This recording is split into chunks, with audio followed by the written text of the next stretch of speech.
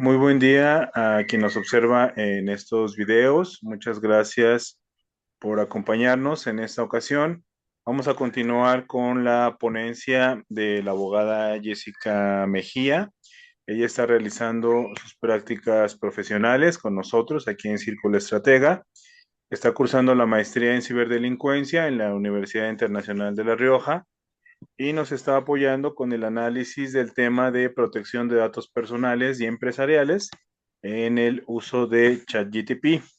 En esta ocasión, que es su segunda ponencia, vamos a abordar un poco más a fondo el tema de vulnerabilidades, vectores de ataque y temas similares. Entonces, abogada, si nos das una breve introducción de lo primero que vimos en la sesión uno y continúas con el tema. Y antes que nada, por favor, primero preséntate. Muchas gracias. Buenas tardes a los que nos pueden ver, ¿verdad? De forma sincrónica. Mi nombre es Jessica Zuleima Mejía, soy abogada de la República de El Salvador. Estoy actualmente cursando el máster en ciberdelincuencia con la Universidad de La Rioja, tal como lo mencionó Jonathan.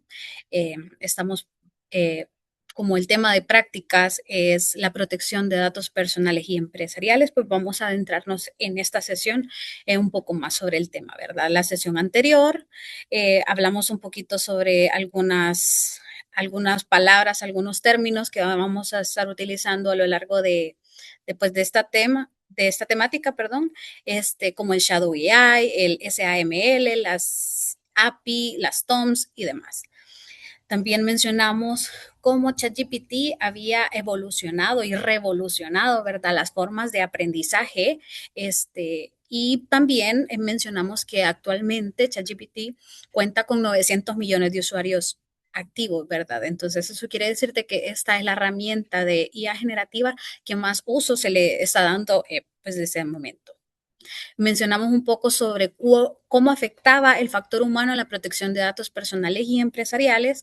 Mencionamos términos como el shadow AI, ¿verdad? Que es ese uso que se le da por parte de los empleados de ciertas empresas o de ciertos lugares que no tienen autorización, ¿verdad? Y este podría implicar una filtración de información. Hablamos un poco sobre también el respaldo que ofrecía ChatGPT con las ISO, ¿verdad? De sistemas de gestión de seguridad de la información, de protección de datos personales en la nube y demás. También hablamos un poquito sobre diferentes temas respecto de cada uno de los planes. Ahora bien, en esta sesión 2 lo que vamos a hablar es un poco sobre las políticas de privacidad, ¿verdad? De acuerdo a OpenAI, que es el encargado pues, de gestionar ChatGPT. En el presente caso podemos mencionar que ChatGPT logra reconectar dos tipos de datos, ¿verdad? Datos personales y datos de uso. En cuanto a los datos personales, podemos mencionar que existen diferentes formas de recolección. Por ejemplo, cuando creamos una cuenta, se recogen datos como el nombre, la información de contacto, la fecha de nacimiento, las credenciales, los datos de pago y contenidos del usuario. Por otra parte, otra forma de recolección de datos es de acuerdo al contenido de los mensajes, es decir, de la forma en cómo nosotros interactuamos con esta herramienta de IA generativa. También en algunas ocasiones ChatGPT permite que nosotros como usuarios optemos por conectar nuestros contactos y estos contactos, o sea, nuestra agenda se sube a la, a la herramienta pues para tener diversas funciones. Por otra parte, también podemos mencionar que puede recolectar datos como de eventos, encuestas o procesos de verificación de identidad, dependiendo si nosotros hemos accesado, ¿verdad? A que precisamente se logre adquirir ese tipo de datos. También estamos hablando, como antes les mencioné, aparte de los datos personales, se recolectan datos de uso de servicios. Y, por ejemplo, se recolectan datos de registro y es cuando se recopila automáticamente la información del navegador, la dirección IP, el tipo de navegador y la hora de búsqueda. Por otra parte, también existen recolección de datos del uso que comprende las actividades de los servicios, el tipo de contenido con el que se interactúa, los comentarios que nosotros solemos realizar, también la zona horaria. Por otra parte, también se recolecta información del dispositivo, es decir, la computadora o el teléfono, tales como el nombre, el sistema operativo y cuáles son las identificaciones de este mismo. También hay información sobre la ubicación que es basada en la dirección IP y también con, bueno, se logra precisar con la ubicación a través del GPS, ¿verdad? También mencionamos o es importante mencionar que recolectan datos de las cookies, ¿verdad? Y estas cookies se emplean para administrar estos tipos de servicios y mejorar la experiencia como usuario, ¿verdad? Porque de esta manera se almacenan preferencias y se asiste a la autenticación. Ahora bien, de esto surge la pregunta, entonces, ¿para qué se utilizan los datos que se recopilan, ¿verdad? A través de ChatGPT y es que ChatGPT ha sido puntual al mencionar en su política de privacidad que el objetivo principal de los datos que se recopilan es para ofrecer y mantener los servicios como respuesta a las preguntas de ChatGPT, ¿verdad? También para mejorar y desarrollar los nuevos servicios a través de investigaciones de acuerdo a esos datos que se recolectan, también para poder personalizar la experiencia del usuario con contenido relevante, eso es decir, a través de la interacción que nosotros vamos teniendo con la herramienta, pues ellos tratan de personalizar nuestra experiencia como usuario en nuestra cuenta, ¿verdad? Para facilitar también la comunicación, responder consultas y enviar información sobre servicios y eventos si es que nosotros hemos accesado a que pues esos datos sean recopilados. También para prevenir fraudes y proteger la seguridad de los sistemas y también para cumplir las obligaciones legales y proteger derechos de los usuarios y terceros. De esto vamos a hablar un poco más adelante. Ahora, ¿en qué circunstancias procede la divulgación de estos datos que ellos adquieren? Y es que existen diferentes formas de divulgar estos datos o diferentes casuísticas, ¿verdad? Con las cuales estos datos pueden ser divulgados o pueden ser expuestos. Primero es por vendedores y proveedores que asisten en operaciones comerciales y servicios de atención al cliente a ChatGPT. Entonces, para los efectos de, por ejemplo, de brindar atención al cliente, en muchas ocasiones se requiere pues que esos datos sean expuestos. También por transferencias empresariales, donde se comparten durante las reorganizaciones o ventas. Por ejemplo, si yo tengo una empresa y esa empresa tiene una cartera de clientes, cuando pasa al nuevo propietario, pues yo tengo que proporcionar también esa misma cartera de clientes. Pues lo mismo funciona con ChatGPT, ¿verdad? También por autoridades gubernamentales, ¿verdad? Puede ser exigido por cualquier conformante del órgano judicial, ¿verdad? Ya sea para efectos judiciales o legales, como le llamemos, o también puede ser para efectos de Hacienda, ¿verdad? O para efectos fiscales, como los conocemos. También en ciertas circunstancias pueden existir afiliados que puedan acceder, ¿verdad? A este tipo de datos debido a condiciones, ¿verdad? Alineadas siempre con las mismas políticas establecidas por ChatGPT y también los administradores de cuentas. Esto es importante porque, por ejemplo, si estamos en una empresa nosotros y tenemos contratado el servicio de ChatGPT Enterprise, siempre a los subordinados, ¿verdad? Se les proporciona ciertas cuentas específicas, ¿verdad? Para cada uno de ellos. Entonces siempre hay una persona que es la administradora de estas cuentas y esa persona que es la administradora, pues sí puede tener acceso precisamente a los datos de cada una de esas cuentas empresariales porque precisamente para eso fueron adquiridas. Ahora bien, también vamos a hablar un poco sobre la retención de datos. Y la retención de datos aquí es muy importante. ¿Por qué? Porque si bien es cierto, ChatGPT puede retener datos, también los puede eliminar. Y eso lo podemos hacer también de forma manual o de forma automática. Por ejemplo, existe la eliminación por parte del usuario y es que los usuarios podemos eliminar esos datos almacenados y se pueden eliminar durante un periodo de 30 días, salvo excepciones, ¿verdad? Es decir, si nosotros no tenemos configurada pues esta eliminación, que los datos adquiridos pues van a quedar en la plataforma. También la eliminación automática y son datos como chats temporales que se eliminan automáticamente en 30 días a menos que se requiera que conservarlos, ¿verdad? Entonces, esto es como la plataforma de WhatsApp, ¿verdad? Si uno se va a la configuración, pone que quiere que los mensajes sean eliminados automáticamente en un periodo de 30 días o menos. En WhatsApp, por ejemplo, se puede que a los 24 horas los mensajes se ven eliminados. Entonces, de la misma forma podemos hacer esto en ChatGPT, pero aquí lo importante es que nosotros podamos acceder, ¿verdad?, a la configuración y poderlo hacer nosotros de forma manual, pero automáticamente no se eliminan estos datos. Sin embargo, puede existir una conservación de cierto tipo de datos, a pesar de que nosotros hayamos configurado la eliminación, por ejemplo, automática, porque algunos datos se tienen que conservar debido a obligaciones de seguridad o de mantenimiento de registros financieros. Esto sobre todo para los usuarios de ChatGPT Enterprise, ¿verdad? Existen diferentes factores para determinar los periodos de conservación y el primero es la finalidad del tratamiento de datos y esto va de acuerdo al Reglamento General de Protección de Datos de la Unión Europea y también la cantidad y sensibilidad de la información. Ahora bien, nosotros como usuarios también podemos controlar estos datos. Y ChatGPT nos da la oportunidad de controlar este tipo de datos a los que ellos acceden, ¿verdad? Determinando primero si el contenido puede utilizarse para mejorar los modelos, ¿verdad? Los lenguajes o los modelos de lenguaje a gran escala, pues para lo que utilizan nuestros datos es para mejorar su contenido. Entonces, precisamente lo que se busca es determinar si ese contenido que nosotros le estamos proporcionando puede utilizarse para mejorar los modelos o no. También podemos elegir si se recordarán detalles entre conversaciones para la personalización de nuestra propia cuenta. También podemos exportar el historial y los datos de ChatGPT, podemos eliminar o archivar las conversaciones o también podemos suprimir la cuenta, ¿verdad?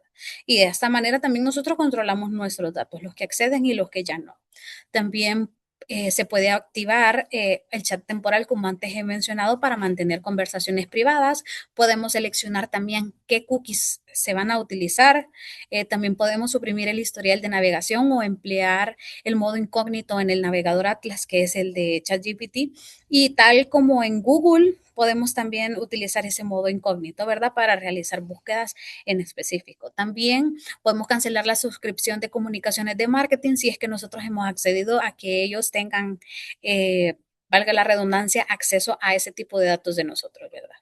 Ahora, de acuerdo a, chat, a OpenAI, ¿verdad? O ChatGPT, podemos mencionar también que existen diferentes derechos, ¿verdad? Y estos van de acuerdo a los estándares establecidos por parte del Reglamento General de Protección de Datos de la Unión Europea, ¿verdad? Que se le puede conocer como derechos ARCOPOL, que se encuentran del artículo 15 al 22 de esta tipo, perdón, de este reglamento y el primero y el más importante es el acceder a los datos y recibir la información sobre su tratamiento. Entonces, nosotros tenemos que tener acceso primero a los datos que nosotros hemos proporcionado y además de ello a recibir la información de cómo estos han sido utilizados. También podemos rectificar o actualizar los datos, podemos eliminar los datos de los registros, también podemos limitar el tratamiento de los mismos, podemos realizar una transferencia de datos a terceros y también podemos retirar el consentimiento para el procesamiento de los datos, como antes hemos mencionado, ¿no?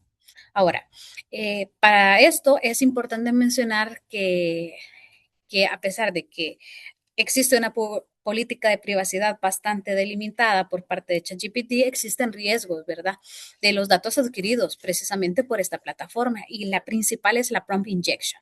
El prompt injection básicamente son las instrucciones que nosotros le damos al desarrollador, es decir, ChatGPT, donde introducimos datos, pero nosotros como un actor malicioso podemos diseñar indicaciones estratégicas para alterar instrucciones originales o para escribir reglas de un sistema. Por ejemplo, si yo le solicito a ChatGPT que me ayude a realizar un plan para proteger datos confidenciales respecto a correos electrónicos y contraseñas de usuarios de mi empresa, por ejemplo, si le solicito que me haga un plan Para esto, ChatGPT, ¿verdad? Con base en las indicaciones que yo le he dado, me va a brindar una respuesta. Pero lo que sucede aquí es que si nosotros inmediatamente después de solicitar, pues ese apoyo con un plan estratégico para poder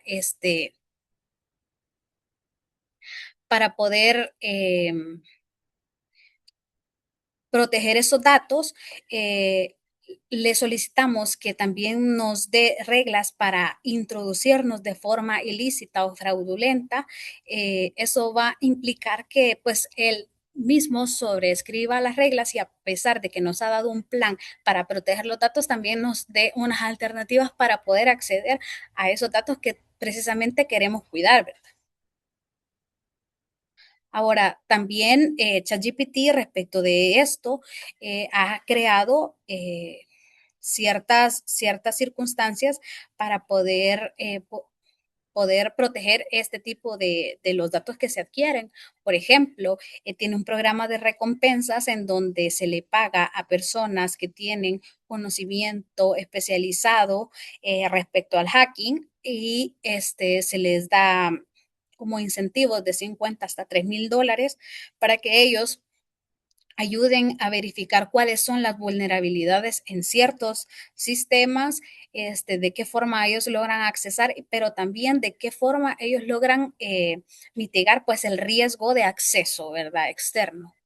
Eh, También podemos mencionar que existe una exposición de datos en el ciclo de vida del prompt. El prompt es básicamente la indicación que nosotros le damos, ¿verdad? Entonces, este ciclo de vida de estas indicaciones que nosotros damos tiene diferentes riesgos. Existen riesgos en la fase de creación, en la fase de procesamiento y en la fase de respuesta. Por ejemplo, en la fase de creación, el peligro radica cuando se introducen datos personales, es decir, direcciones, documentos únicos de identidad y demás, secretos comerciales, por ejemplo, alguien que trabaja en Coca-Cola y pone pues la receta de Coca-Cola, o también información estratégica, como por ejemplo planes para mitigar riesgos respecto de datos eh, que son confidenciales o también que se introducen documentos confidenciales, ¿verdad? Y el problema principal aquí es que los usuarios no dimensionamos que el prompt constituye un acto de tratamiento de datos, como antes hemos mencionado, ¿verdad? La aplicación o la herramienta de ChatGPT lo que hace es absorber todo este tipo de datos y usted no sabe precisamente en dónde va a terminar esa información que usted ha proporcionado, ¿verdad? Y también que los usuarios no logramos diferenciar entre el entorno público o empresarial o, en su caso, el entorno público y el entorno confidencial. ¿Por qué?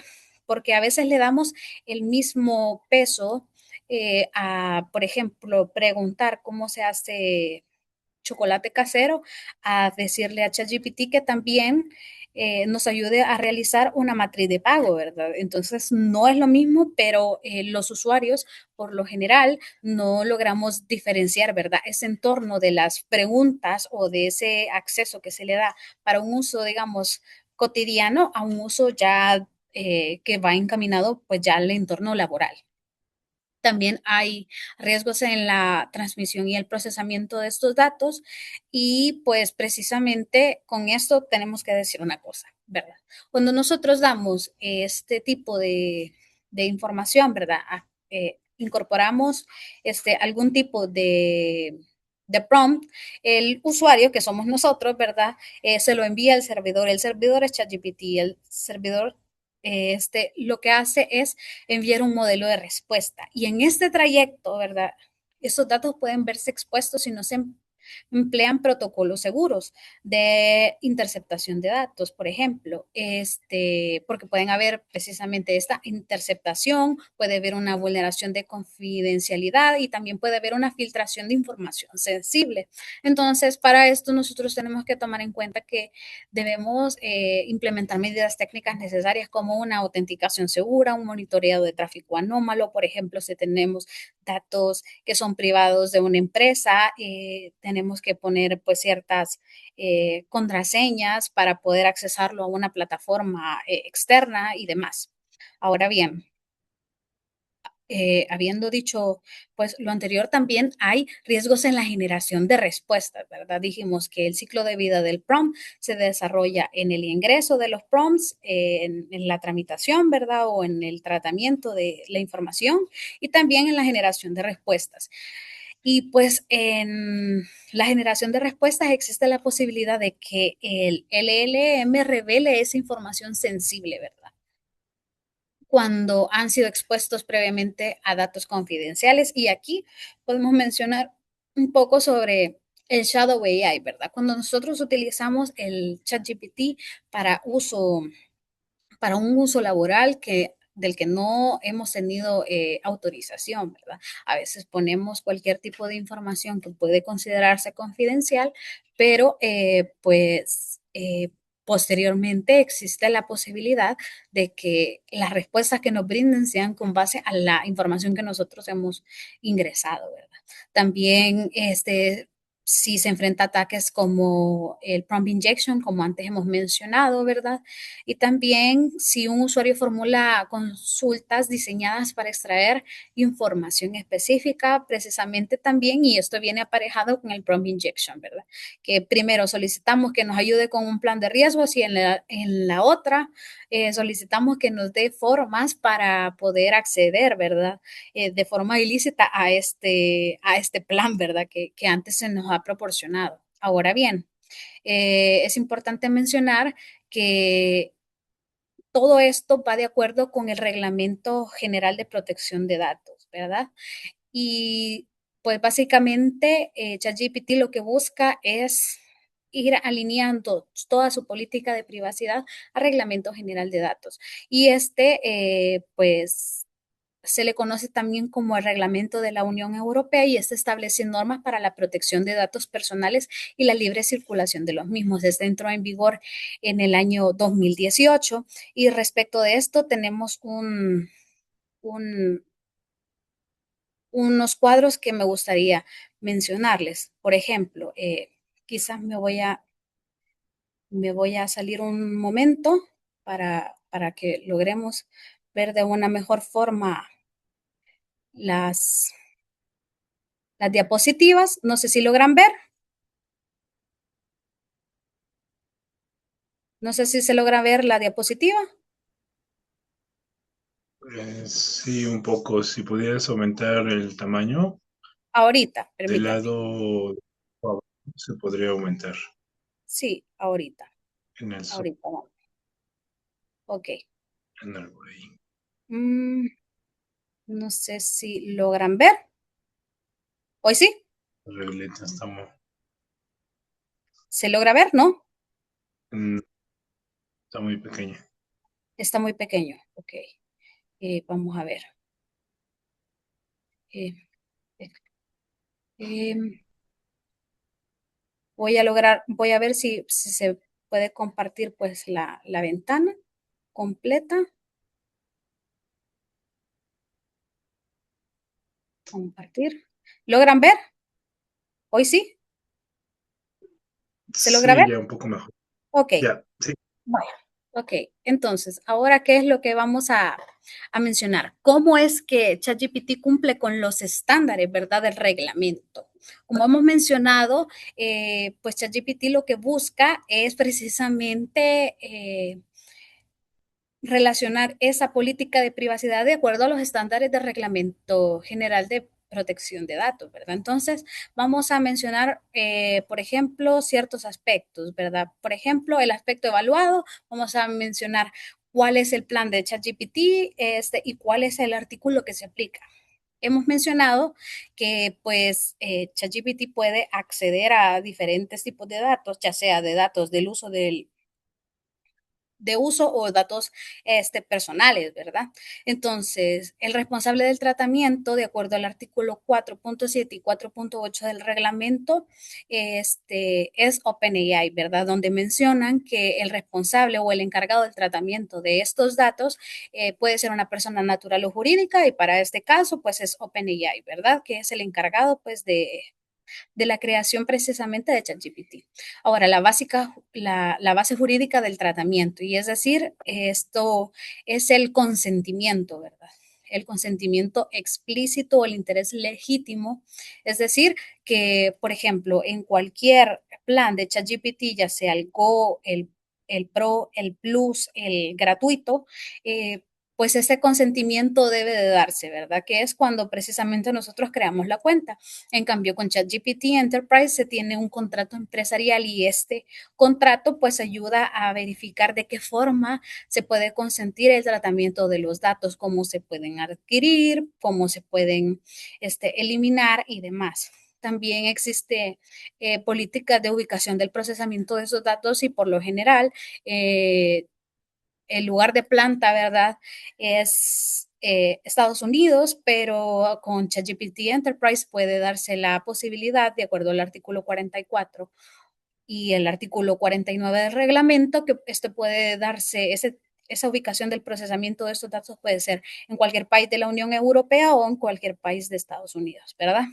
También puede haber transferencia internacional de datos, y sobre esto podemos decir de que sí pueden ser fuera de Estados Unidos, es decir, porque como el encargado del procesamiento, primero es OpenAI y ubica el procesamiento de esos datos en Estados Unidos, puede hacerlo también afuera, ¿verdad? Y en cambio con ChatGPT Enterprise hay una posible configuración contractual, ¿verdad? Es decir, que podemos verificar o si tenemos pues contratado un plan de ChatGPT Enterprise, existe la posibilidad de que no sea fuera o que sí fue, o que además de fuera de Estados Unidos sea en cualquier otro lugar, ¿verdad? También el uso de datos para el entrenamiento, como hemos mencionado en la sesión pasada, el plan Go, el gratuito, el Plus, utiliza los datos que adquiere para el entrenamiento de esta misma herramienta, mientras que ChatGPT Enterprise no lo permite, ¿verdad? No permite este uso para entrenamiento de los datos que se tienen ahí. Y esto va de acuerdo al artículo 5.1.b, que es la limitación de la finalidad. Ahora, también es importante mencionar que existe el principio de minimización, es decir, el principio para que nosotros podamos entender cómo es que se minimizan los riesgos. Por ejemplo, en ChatGPT, el Go, el Plus, el Pro y el gratuito, el riesgo es elevado si se suben datos personales completos, ¿verdad? Sobre todo si nosotros no hemos cambiado la configuración de privacidad. Mientras tanto que en el ChatGPT Enterprise, puede tener un mayor control de acuerdo al contrato que nosotros hemos adquirido con ellos, ¿verdad? También existe una política de retención de datos, como antes hemos mencionado, que por lo general y según el estándar o por defecto son 30 días si es que nosotros hemos cambiado esa configuración, ¿verdad? Para la retención o eliminación de datos, y mientras que con ChatGPT Enterprise, pues eso puede ser configurable contractualmente, es decir, puede ser que la retención de datos sea anual, puede ser mensual, puede ser cada 6 meses, cada 3 meses, y esto es de acuerdo al artículo 5.1.e del reglamento, ¿verdad? También hay políticas de seguridad de tratamiento como cifrados, y en cuanto a ChatGPT Enterprise, se tienen controles empresariales adicionales, además de un cifrado, un control limitado, ¿verdad? Y esto pueden ser con auditores externos. También existen los derechos ARCO o los derechos ARCOPOL que antes hemos mencionado, ¿verdad? Que son los de acceso, los de supresión, los de derecho al olvido, los de tramitación y demás. Y estos se encuentran regulados del artículo 15 al 22, como antes hemos mencionado, del reglamento.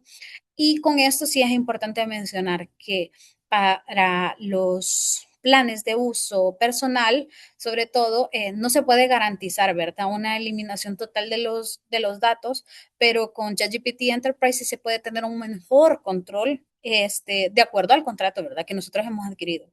Y también la evaluación del impacto. El artículo 35 del reglamento menciona que cualquier entidad que se encargue de el procesamiento de datos, en este caso ChatGPT, tiene que hacer obligatoriamente una evaluación del impacto de riesgo, ¿verdad? Si hay alto riesgo es obligatoria y si no hay, o es de medio riesgo también, pues debe de realizarse En cambio, con ChatGPT Enterprise es recomendable en entornos empresariales, no obstante, pues esto va a estar de acuerdo al contrato que nosotros hemos adquirido. Ahora bien, habiendo dicho lo anterior, para culminar, hay unos pequeños ejemplos. Por ejemplo, está el escenario, tipo de delito, tipo de dato, el artículo afectado y el nivel de riesgo, ¿verdad? Para poder un poquito tener en cuenta lo que anteriormente hemos mencionado. Por ejemplo, si subimos un informe médico, el tipo de datos que se está vulnerando son los datos de salud. Y de acuerdo al artículo 9, este es un dato que al ser expuesto tiene un riesgo muy alto, ¿verdad? También si se sube un documento judicial, ya sea una sentencia, puede ser un acto judicial y demás, donde se obtengan datos personales o datos sensibles, de acuerdo al artículo 10 y el 44 del reglamento, pues también es de alto riesgo. También el hecho de subir un contrato vulnera datos confidenciales, ¿verdad? De acuerdo al artículo 5 del reglamento y el nivel de riesgo es medio o alto. Y también, por ejemplo, subir una escritura notarial con datos identificativos y patrimoniales, pues afecta a lo que menciona el artículo 6 y 32 del reglamento, que pues menciona que este tipo de datos no pueden ser subidos salvo condiciones expresas por el usuario, ¿verdad? Y esto implica también un nivel de riesgo alto. Con todo esto quiero mencionar una situación. Cuando se ven vulnerados diversos tipos de datos y nosotros no tenemos la autorización para poder exponerlos o divulgarlos, como antes hemos mencionado, ¿verdad? Que sí se puede hacer en ocasiones. Esto puede incluir algunas, algunas situaciones como por ejemplo multas, se pueden haber cierto tipo de penalidades, ya sea administrativas o judiciales. Entonces, pues lo importante con este tema es precisamente que nosotros al momento de acceder o ingresar datos siempre a cualquier tipo de plataforma, no solo a ChatGPT, tengamos en cuenta de que no cualquier tipo de dato, por más irrelevante que quizás nosotros lo veamos, puede ser ingresado, ¿verdad? A este tipo de plataformas porque precisamente nosotros no sabemos dónde va a terminar esta información. Hasta aquí me quedaría el día de hoy y muchísimas gracias. Perfecto. Pues muchas gracias, abogada, por la presentación. Ya nos comentabas acerca de los riesgos que implica el usar pues cualquier programa, en particular hablamos de inteligencia artificial, porque va a recopilar datos inherentemente y tenemos que tener cuidado de que estos datos sean eliminados y evidentemente a partir de el uso de la licencia o el paquete que adquiramos, pues vamos a tener mayor seguridad. Por ejemplo, si usamos cualquier software libre o sin pago, las restricciones van a ser mayores y si agregamos datos personales o de nuestros clientes, pues el riesgo va a ser mayor. Así es. En comparación a que si una empresa, por ejemplo, necesita implementar herramientas de software en general, en particular de inteligencia artificial, pues lo más recomendable es que en efecto tenga una licencia empresarial para poder administrar el flujo de información y las cuentas de los empleados. Adicionalmente, estar haciendo supervisiones o monitoreos constantes para que los empleados pues no instalen versiones libres o versiones gratuitas que sirvan como flujo de información o fuga de información.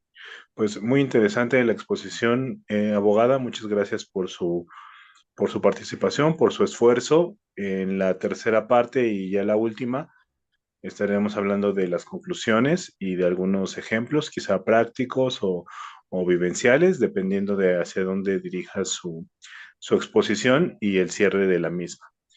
¿Algo más que quiera agregar, abogada, antes de cerrar con el video? No, únicamente. Gracias. Perfecto. Pues muchas gracias a todos por observarnos y nos vemos en la última parte de esta investigación.